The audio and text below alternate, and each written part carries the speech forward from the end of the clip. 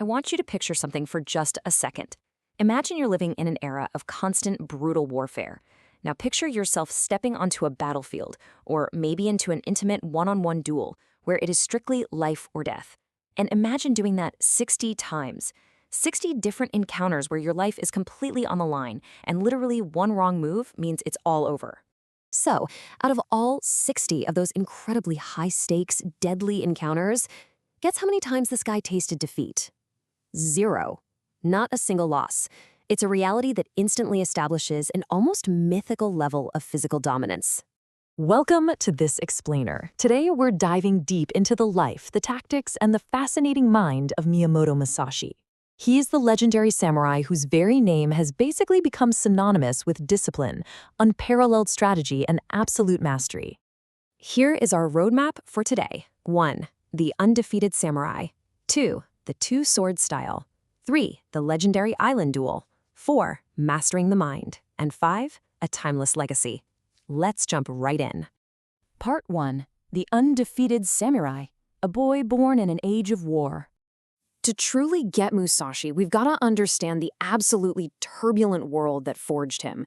He was born around 1584, during Japan's Sengoku period. This was an era of nearly constant civil war, with samurai fighting bitterly for powerful feudal lords. Growing up in this violent struggle meant that if you wanted to survive, you needed extreme physical skill and just unyielding mental strength. According to traditional accounts, Musashi fought and won his very first life-or-death duel at the age of 13. 13! He defeated a fully grown, experienced swordsman. From there, he built this fearsome reputation incredibly fast. That peaked with his legendary Kojiro duel in 1612, and he eventually died in 1645 after a long life dedicated to teaching and writing. But here's the thing, he didn't take the traditional warrior's path. While a lot of samurais sought comfort and status by serving one powerful feudal lord, Musashi chose a much harder road. He became a ronin, which is a masterless samurai.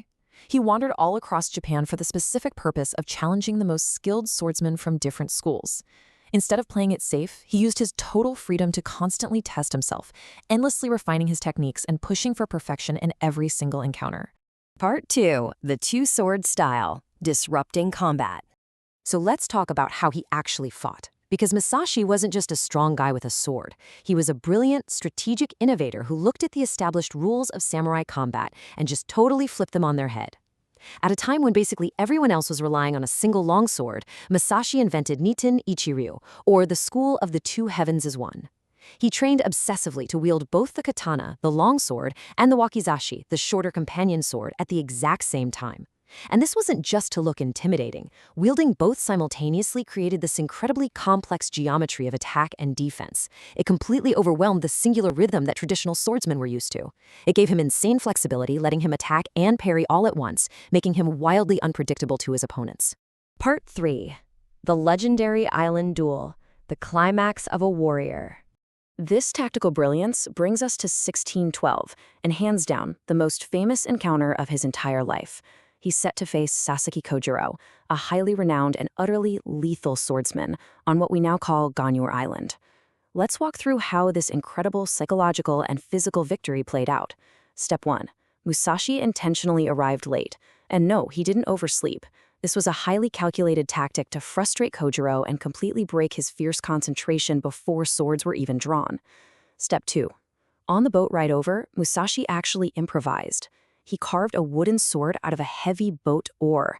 Then, step 3, armed with this makeshift unconventional weapon, he defeated the highly skilled Kojiro with one single decisive strike. It is an absolute masterclass in psychological warfare and weaponizing the unexpected. Now, of course, when we're looking back over 4 centuries, the line between history and legend gets beautifully blurred. Scholars today still debate whether every single minute detail of that exact duel on Ganryu Island is 100% accurate. But honestly, his legend is so massive that the story itself has become a permanent cornerstone of Japanese culture. So, after a lifetime of bloodshed, constant wandering, and surviving 60 duels to the death, we arrive at a really fascinating question. How does a legendary killer actually find peace? It's the perfect time to pivot our story toward the incredibly interesting second half of Musashi's life, which coincided with Japan itself finally entering a more peaceful era. Part 4. Mastering the Mind. The Philosopher Awakens. As he entered this new era, Musashi firmly believed that true mastery extended way beyond just physical combat. To him, the sword was just one path toward understanding the much larger complexities of life. In his later years, he wasn't just teaching people how to fight. He became an accomplished painter, a master calligrapher, a skilled sculptor, a brilliant overall strategist, and an immensely influential writer. He fully dedicated the rest of his life to art and deep self-improvement, basically proving that a disciplined, deeply focused mind can master absolutely anything. Near the very end of his life, Musashi gathered all of this accumulated wisdom and actually isolated himself. He retreated into the quiet, stark isolation of the Regendo cave. His goal?